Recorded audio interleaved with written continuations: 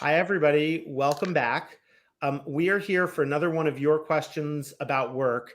And this is a question that I myself definitely have struggled with over the years, including now when our founders are customers.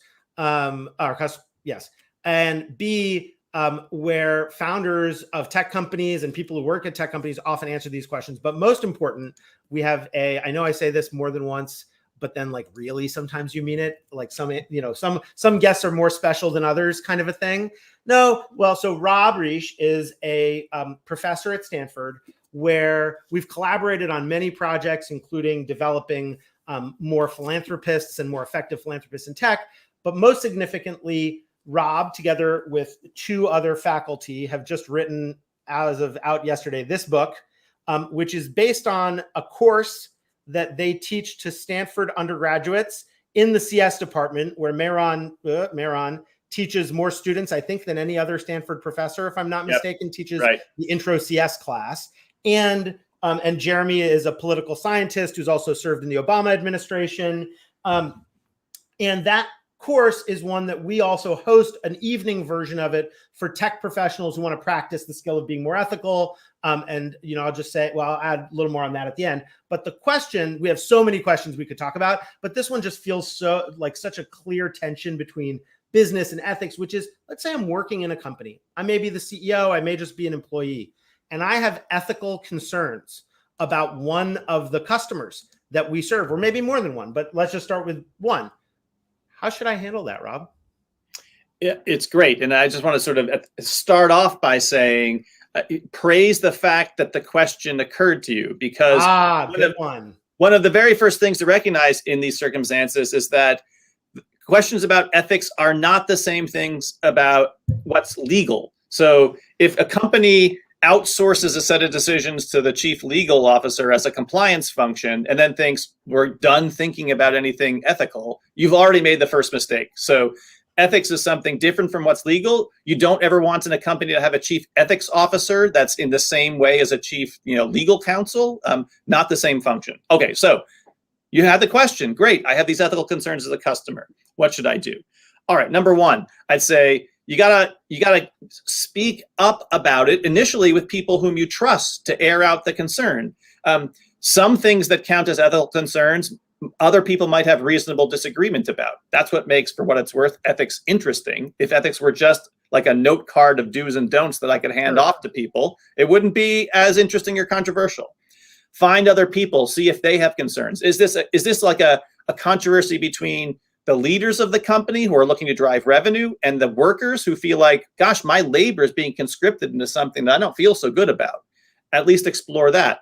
If you're a founder, maybe the idea is you want to have a kind of compass for decision making about things that it would be legal to do, but at least at your firm, you're not going to do. For example, facial recognition technology legally can be sold, so far as I'm aware, to police departments or even to foreign countries that might have non-democratic authoritarian orientations. Do you want to be the company that does that or doesn't do that? Or, to use the classic example that comes from Stanford initially, the guys who came up with Juul, the vaping device, had a great social mission at the start, so they say, but then some people don't want to invest in so-called vice products, tobacco, oil, smoking, whatever. All right, so these ethical concerns can come up all along the way, and you got to look for some people to test out your ethical concerns with. And then you got to use the power that you actually have within a company, ultimately try to surface it in a productive manner. And I've got a couple ideas about that, but Roy, you'll have been at the heart of many of these conversations yourself, so I'm sure you have ideas. Well, let me make sure that we can definitely talk about how do I surface the concern in a second. Yeah. So what I heard you say is, first of all, just recognize the fact that part of the goal is just asking the question. That many times when companies do things that are awful, it's because nobody said anything. Right. Second, sort of start the discussion process with people who you trust. I find that often the goal of that is to try to boil down the ethical concern into some crisp set of what is really the concern? What is the origin of it? What is it trading off with? Is it about an organizational dynamic? I mean, the question I was going to ask you before we go forward on how is, what are some of the aspects of why something might be concerning. I mean, yes, you might have a financial consideration, you might have a possible unintended harms, right. you might have just taste and dislike, you might have, I mean, PR, these aren't ethics considerations per se, but they can come up in these conversations. PR or employee relations of like, if our employees knew we were serving blank, half of them would walk out the door. Well, that's a real business problem if that would happen, not just. And so when you talk about ethical considerations, I would love just a little more flavor for what are some of the eligible issues that tend to come up. Good. Well, let me start with ones that I think are problematic, actually, where people actually do have meaningful ethical concerns, but they seem troubling to bring into the workplace. And like to make this in my typical philosophical way as a provocation for everyone listening. There's this phrase that I hear sometimes. It doesn't really happen at the university so much, but I hear it more about the tech industry. Bring your whole self to the workplace. And I think the idea of bringing your whole self to the workplace is a really bad idea for the following reason. If at home and the way as one white man to another white man, I'll just note that caveat for a moment. But all true, all true. But you'll see the connection here because I want to make space for exactly that concern. If at home you think to yourself, I'm pro-life or pro-choice, and those are places to have reasonable disagreement. You could orient your entire personal life and activist life around being pro-life or pro-choice. But if you said, I'm not going to work at a company that sells any product to an organization that declares itself on one side or another, whichever side you don't like, that's a space of reasonable political controversy. And bringing your whole self and your moral views about how your life should be conducted into the workplace as I will only work at a workplace in which it's 100%. You might just have no place to work, basically. You'll have no place to work. Okay, so that's the kind of thing where the idea of bringing your whole self to the workplace is your moral commitments as an individual or as a citizen. You shouldn't expect them to overlap 100% with the moral commitments of your workplace. But that gets us then into that leaves a wide open space of things that are genuinely important to bring to the table, and those can be things just as you said about are there harms that this product or this client is committing that either people aren't aware of, we haven't sort of scoped out in the company correctly, society maybe not be paying much attention to it. Surface the harms, try to have conversations about that and pinpointing them. Are there ways in which we overlooked something in the design process that we can try to remedy? And it's not just a decision at the tail end of the product development life cycle, but rather something that goes to the heart of how the product is developed in the first place. And that's another point of intervention. And it could be, things that are as simple as, go back to that facial recognition thing. Lots of tech products have so-called dual uses or multiple uses. There are genuinely beneficial use cases. And then for other clients, perhaps, other customers, they might have negative use cases. Are there ways of developing a framework for thinking about sorting between the beneficial customers or use cases and the negative ones? And you want ultimately at the end of the day, here's the last thing I'll say about this, is you want to get beyond a kind of knee-jerk one-by-one consideration. Oh, this particular customer is the problem. You need to have a broader framework for sorting them out. What I find often happens in well-run companies is when these issues come up, they become the basis for we need a policy on this. Yes. And then there's an art to how much policy do you need? Well, you want to think about everything or just enough policy to generalize the learning we're having right now. And there is, we use this phrase here a lot, but there's a timing and dosage aspect of this, of how much attention can you really expect the company to pay to your moral qualm about something. Maybe a little, maybe a lot. It depends on what it is. It depends on how effective a communicator you are. And one of the mistakes I often see people make in the workplace is they assume that merely because they have an ethical concern that it's like a red handbrake.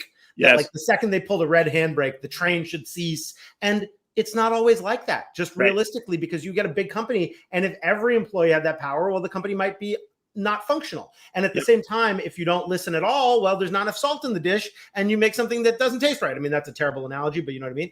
And the thing I just say, and maybe we'll save this for a future one about how to bring it up, is my general view on how to bring it up is the ethical issues are no different than any other issue that might be beyond the scope of your direct job. Well, I've heard that this such and such SVP is abusive to their employees. Well, that's a sensitive issue that goes, by the way, that may be unethical as well, but maybe it's about something that's like, I don't like our budgeting process, something that may not be ethically loaded. Yes. And treating it as kind of just another issue, in a sense, diminishes it, but in a sense makes it more possible to talk about. And so you have to use your trade craft of knowing, who can I trust? What is that person's likely response going to be? It's any influence at work. And in that sense, it's not that different from like, how do I get promoted? Yes. Yeah, that's right. Can I just put one more thing on the table, though? Because this ultimately is, I think, maybe the most important thing to think about for me, and perhaps the most difficult. If we frame the conversation as what should we do inside a company, whether you're the founder, a worker, imagine that you were to succeed at everything we've just been discussing for 15 minutes. You surface your concerns, you use your social skill and savvy to get the company to orient around it, change its ways, whatever it happens to be. Great. You work at an improved company as a consequence of your work. But it's the broader ecosystem, of course, and what happens in the world that matters at the end of the day.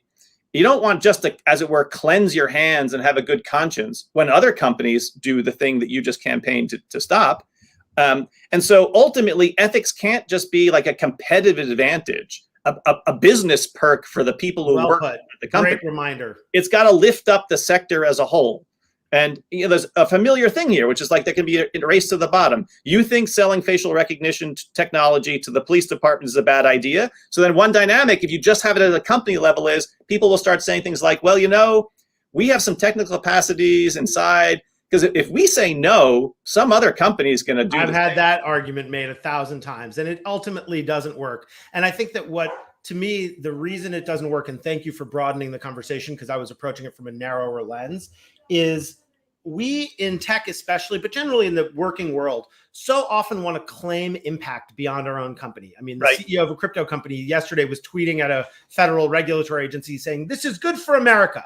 And it's like, if you want to claim that, then you're responsible not for all the things that happen everywhere, but for your impact on them. Yes. And so let's take that opportunity. And I fundamentally think that one of the reasons I'm so excited about ethics is not only is it the right thing to do, but the kind of process you're describing just makes you a better professional. Right. It makes you more aware of multiple considerations about things. It makes you more talented, and you're gonna have to learn it, like it or not. And so if folks out there want to learn it, this book is a good place to start. I mentioned yesterday on Twitter that if you, just trying to adjust it correctly, if you want to buy it, but you're kind of hesitating because of price, and I realize like, if you're listening to this, chances are you can afford this, but you may not want, then we'll get you a copy. It's that important. Just DM me your Kindle address. And if you work in tech and are interested in more intensively exploring this ethics as excellence, if you will, and learning these skills and understanding the considerations, then you can apply to take the next iteration of this evening class that Rob and Mehran and Jeremy teach. And we'll link to that wherever you find this on the internet. We'll start in January 2022. There you go. So plenty of time to plan ahead for your evenings. All right, Rob, thank you. Oh, it's been a pleasure, Roy. Definitely not advice this time in the sense that there is no easy prescription here. And I hope we do this many more times and just keep collaborating for a long time to come. Great to see you. Thanks so much. Yes, thank you.